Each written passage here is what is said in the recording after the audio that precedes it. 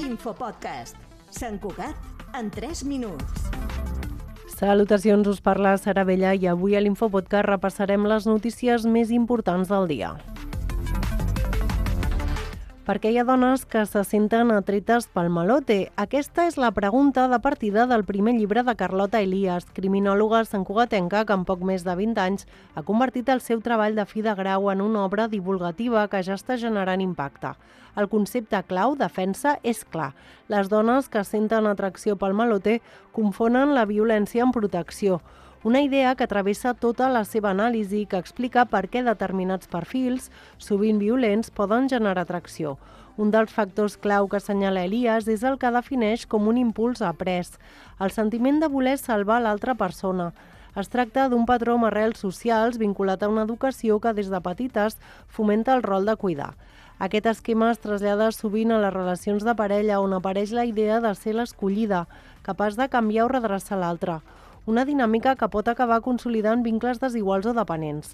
El llibre ja ha tingut conseqüències més enllà de la teoria.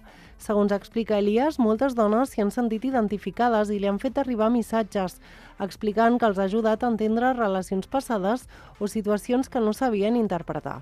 En alguns casos, aquest impacte ha anat més enllà de la reflexió. L'autora assegura que ha conegut dones que, després de llegir el llibre, han decidit posar fi a la relació amb la seva parella empresonada o replantejar-se el vincle que hi mantenien. Aquest retorn confirma per a Elias que es tracta d'un fenomen més estès del que sovint es reconeix i reforça el seu objectiu inicial, oferir eines per identificar i entendre aquest tipus de relacions. I en l'àmbit esportiu, el tècnic del primer equip femení del Sancu, Raúl Raposo, ha destacat la gran temporada feta pel seu equip amb una 6a posició en el debut a la nova categoria, tercera federació. Raposo ha anat més enllà i ha assegurat que l'objectiu per a la propera campanya és l'ascens a segona federació. La temporada vinent hi haurà una reestructuració a la categoria i fins a 3 o 4 equips poden assolir l'ascens.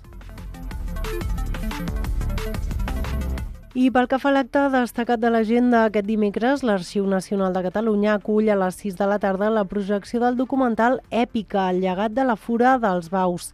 Científics, artistes, investigadors, cuiners, filòsofs i els veïns del barri del Manresà de Badalona, on es troba la seu de la Fundació Èpica, participen en aquest exercici que no només va servir per crear un espectacle multidisciplinari, sinó també per posar a prova noves hipòtesis i tecnologies.